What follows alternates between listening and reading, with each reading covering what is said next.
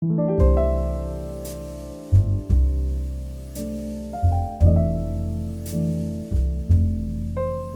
Johnnie Roebuck, originally from Arkadelphia, now live in Hot Springs. And back when the school was just a gleam in Hillary Clinton's eye, when she began to talk about it with Ron Hart, of course, Dr. Ron Hart, who at that time was director of the National Toxicological Research Center, then they began to talk about a void in the curriculum in Arkansas and what we needed for our students, and talked about what other states had done, particularly North Carolina.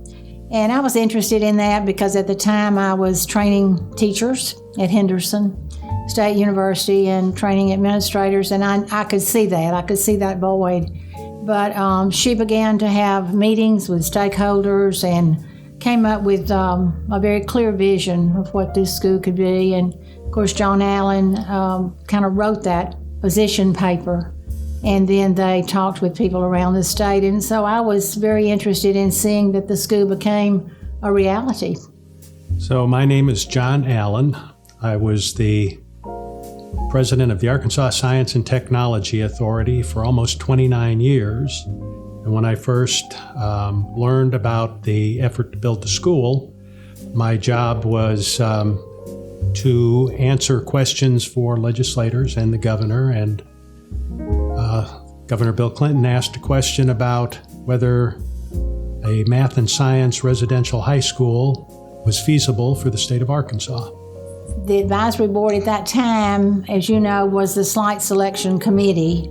And so then after the school was formulated and then became in existence and they admitted their first students, then that advisory board actually became the governance. But we, at that time, the advisory board reported to the Department of Education. So really the governance of the school was under the Arkansas Department of Education with Burton Elliott as director. And then there was that advisory board. And so Rocky Wilmoth was one of the members of that advisory board from Batesville.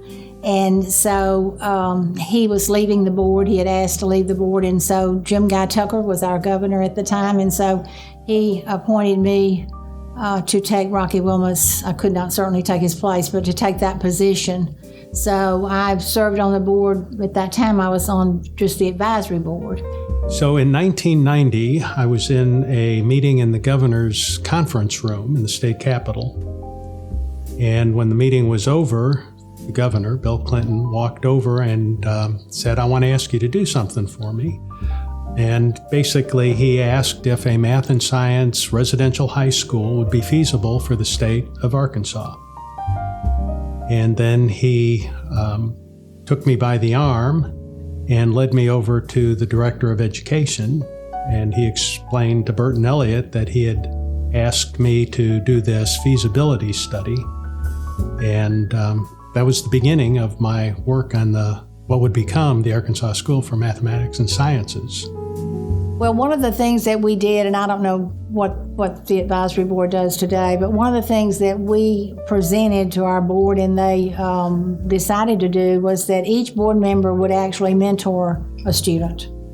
And so we were the director, and the principal then chose the student, and I remember the ones that I mentored. And I would go to class with them. I would come over for a day and spend a day with them, go to the dorm. I would see what they did, eat with them in the cafeteria. And so we wanted to see the school up front. I often say to my friends who are on school boards, y'all ought to do that, because it really, to us, it helped us see the school from the eyes of the student. And so we spent a lot of time doing that. It wasn't just coming to meetings. We were here a lot.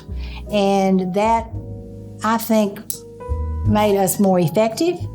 It made us part of the family. And even though some of the things that we did were unpopular, I don't think there would ever be anyone during that time that would say that we were not involved and that we were not hard working and dedicated. I was impressed in North Carolina with the students who were there when I was there. I just was not accustomed to being around students in any setting. In this particular setting in North Carolina, there was a enthusiasm for what they were doing, kind of unlike the enthusiasm I saw in my own children at the time, going to school. The idea of being away as juniors and seniors in high school from home, living in a residential environment, seemed to agree with these kids. That was one of the concerns, that students would not want to sign up for this kind of an experience. But I saw in North Carolina that was not the case. Well, if as you know, because Secretary Clinton, then our First Lady, was very clear that not only were we going to educate 300 of our brightest and best in the school, but we were then going to have such a esteemed faculty that faculty was then going to serve as professional development for the entire state. And so from the very beginning, that was half, and I say that 50% of our mission was to provide that professional development for teachers. Well, in our work in economic development, we saw that Arkansas was not a leading state in scientific research at universities. We did have a federal lab, which was a real advantage, but it was a small federal facility. We didn't have a lot of technology-based companies. Now, this was again in the late 80s, 1990.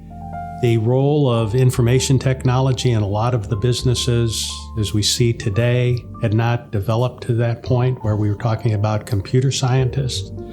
So having a place for the graduates of the universities to place their scientists, their engineers in jobs in Arkansas, keep those Arkansans in the state doing high-paid jobs was a good idea.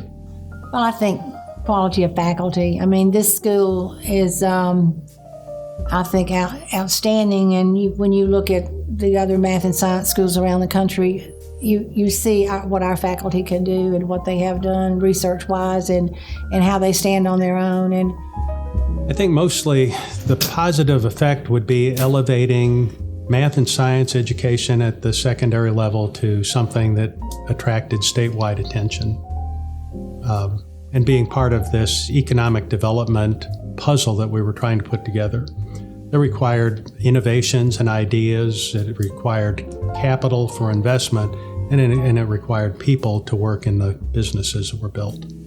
Again, it goes back to that original vision and that original, I think, what must have been going on in Hillary Clinton's mind as she began to talk with John Ahlen and with Ron Hart. Now, I cannot say enough about Ron Hart. He was the vision keeper for us, and he knew what we needed and what it would take to make sure that we stayed as a viable resource for our students. Watching it operate was very gratifying, as I said, to see students come to, as an advisory board member, get to know the director and the subsequent directors, the teachers who are involved in the educational programs. All was very positive and gratifying. Well, of course, resources, it's like any other institution. I mean, we are a part of the U of A system, of course, but still, this school needs so much. We need scholarships for students. We need resources. We're sitting here in a lab. I'm sure they need lab equipment. The University of Arkansas, even though they are the parent of the school, can certainly not afford to give this school. They have a lot of other institutions that are in that system. I mean, we are just a part of the system. We're not the entire system. So without dollars, without donors, those things won't happen. This is I almost have to get personal to answer that question. And it's got to do with people who want to be scientists at the highest level, competing with scientists around the world. And this is not unlike athletics. There are students who want to be the best academic in their school.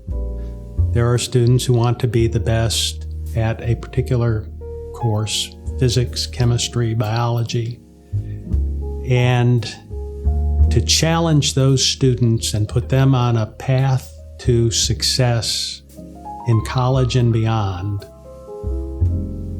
they need to have a place like the Arkansas School of Math, Sciences, and the Arts that has the focus in the area that they're interested in, that has the reputation for being the best, having the best teachers, having the best facilities, having the best teaching paradigms to aspire to. And without it, I think a lot of these students are unable to fulfill their potential. And so I think that for math, sciences, the arts, having a school like this to attract students who may not be the best at those things today, but want to be the best in them when they graduate is important.